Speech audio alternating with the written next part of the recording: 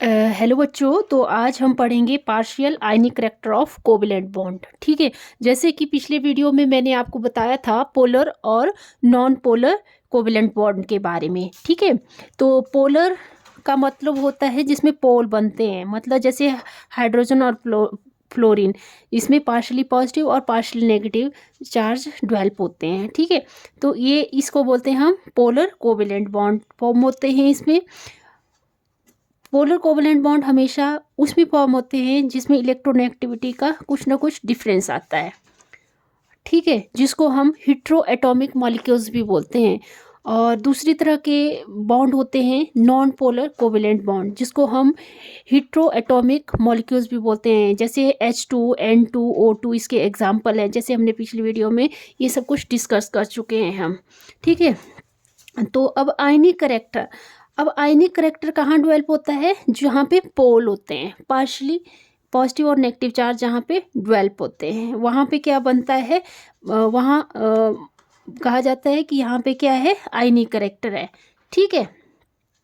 तो आयनिक करेक्टर को find out करने के लिए तो हमें पहले इलेक्ट्रोनेगेटिव जो वैल्यू है वो पता होना चाहिए। ठीक है। तो जैसे hydrogen, lithium, beryllium, boron, carbon, nitrogen, oxygen, fluorine.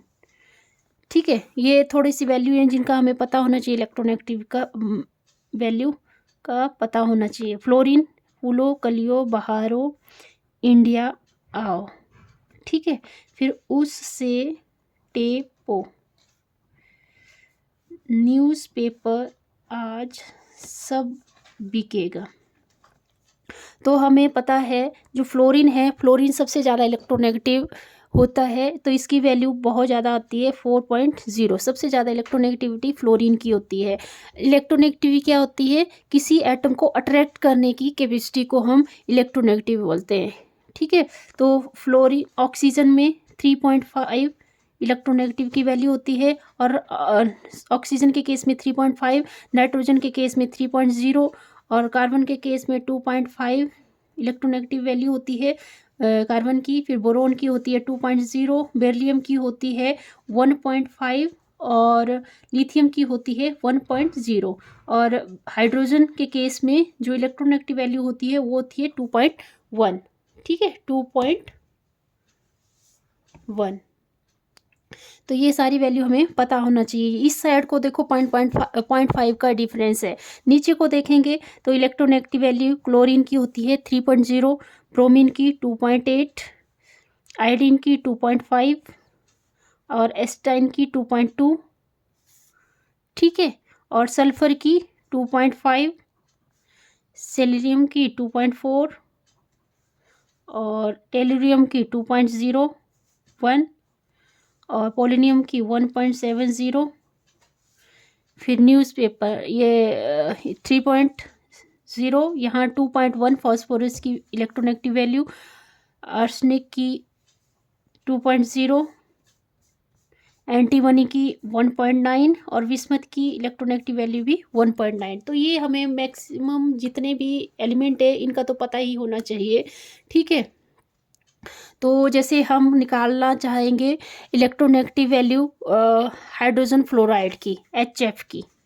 ठीक है। तो हाइड्रोजन में आपको पता है पार्शली पॉजिटिव चार्ज होता है और फ्लोरीन में पार्शली इलेक्ट्रोनेगेटिव चार्ज होता है। क्यों होता है? क्योंकि फ्लोरीन की इलेक्ट्रोनेगेटिव वैल्यू ज़्यादा होती है, तो ये फ्लोरीन क्या करेगा? अपनी तरफ अट्रैक्ट करेगा हाइड्रोजन के एटम को। तो इसका जो साइज़ है, जैसे हाइड्रोजन का साइज़ छोटा होता है और फ्लोरीन का साइज़ इसकी वजह से बड़ा हो जाता है। ठीक है। तो अब हमें इसकी इलेक्ट्रोनेगेटिव वैल्यू पता है। हाइड्रोजन की इलेक्ट्रोनेगेटिव वैल्यू होती है 2.1 और फ्लोरीन के केस में इलेक्ट्रोनेगेटिव वैल्यू होती है 4.0। तो अब हमें इसका इलेक्ट्रोनेगेटिव डिफरेंस निकालना है इन दोनों एटम का। तो इलेक्ट्रोनेगेटिव डिफरेंस को हम डेल्टा E से डिनोट करेंगे। तो E2, ये इसको हम E1 मान लेते हैं, इसको E2 मान लेते हैं। मान लो E2 माइनस E1, तब आ जाएगा इलेक्ट्रोनेगेटिव डिफरेंस हमारा 4.0 में से हम क्या माइनस करेंगे? 2.1। ठीक है, 2.1 माइनस करेंगे तो क्या आ जाएगा, 4.0 में से 2.1 यहाँ कैरी करेंगे, 10 में से 1 गया 9, यहाँ बचा 3 में से 2 गया 1, तो इलेक्ट्रोनेगेटिव डिफरेंस की वैल्यू आ गई 1.9। ठीक है, अब ये जो 1.9 है इसको टारगेट करते हुए हम पता लगा सकते हैं कि कितना परसेंट आयनिक करेक्टर है, कितना परसेंट कोवेलेंट करेक्टर है। ठीक है, तो इसके लिए 3 पैरामीटर बनाए गए 1.9 को लेके। ठीक है, क्या 3 पैरामीटर बनाए गए? एक पैरामीटर बनाया गया कि अगर जो 2 एटम है उनके बीच का इलेक्ट्रोनेगेटिव डिफरेंस, अगर जैसे मैंने यहाँ पे इलेक्ट्रोनेगेटिव डिफरेंस निकाला ना फ्लोरीन के केस में 1.9, ठीक है, अगर 2 एटम के बीच का इलेक्ट्रोनेगेटिव डिफरेंस 1.9 आता है तो इसका मतलब ये है कि इसमें 50% आयनिक करेक्टर होगा, आयनिक करेक्टर होगा और 50% कोवेलेंट करेक्टर होगा, कोवेलेंट करेक्टर होगा। ठीक है, अगर दूसरा, एक तो ये केस बन गया, दूसरा केस बनता है अगर इलेक्ट्रोनेगेटिव डिफरेंस 2 एटम का के बीच का जो इलेक्ट्रोनेगेटिव डिफरेंस है अगर वो 1.9 से ज़्यादा आता है तो क्या होता है, इसका जो आयनिक करेक्टर है ये मतलब ज़्यादा होगा, मोर देन 50%, 50% से ज़्यादा होगा, 50% आयनिक करेक्टर, आयनिक करेक्टर। तो आयनिक करेक्टर क्या होगा, 50% से ज़्यादा होगा इस केस में। तीसरा केस है अगर इलेक्ट्रोनेगेटिव 2 एटम के बीच का जो इलेक्ट्रोनेगेटिव डिफरेंस है अगर लेस देन 1.9 आता है तो इसका मतलब मोस्टली क्या बनते हैं, आयनिक कोवेलेंट करेक्टर होता है, उसमें मैक्सिमम क्या होता है, मोस्टली कोवेलेंट करेक्टर होता है, कोवेलेंट करेक्टर। ठीक है, तो इसका एक टेबल जैसा बनाया है इलेक्ट्रोनेगेटिव डिफरेंस और पार्शियली आयनिक करेक्टर का, पार्शियली आयनिक करेक्टर का। ठीक है, इलेक्ट्रोनेगेटिव डिफरेंस अगर देखो यहाँ पे डिफरेंट वैल्यूज शो की हैं, अगर इलेक्ट्रोनेगेटिव डिफरेंस 2 एटम का 0.2 आता है इसका मतलब 1% उसमें आयनिक करेक्टर है। ठीक है, अगर वैल्यू जो इलेक्ट्रोनेगेटिव डिफरेंस की वैल्यू अगर 0.6 आती है तो जो आयनिक करेक्टर है वो 10% होगा। अगर 0.8 इलेक्ट्रोनेगेटिव डिफरेंस 2 एटम के बीच का आता है तो इसका मतलब 50% आयनिक करेक्टर है। अगर 1.2 आता है 2 एटम के बीच का इलेक्ट्रोनेगेटिव डिफरेंस तो 30 आएगा।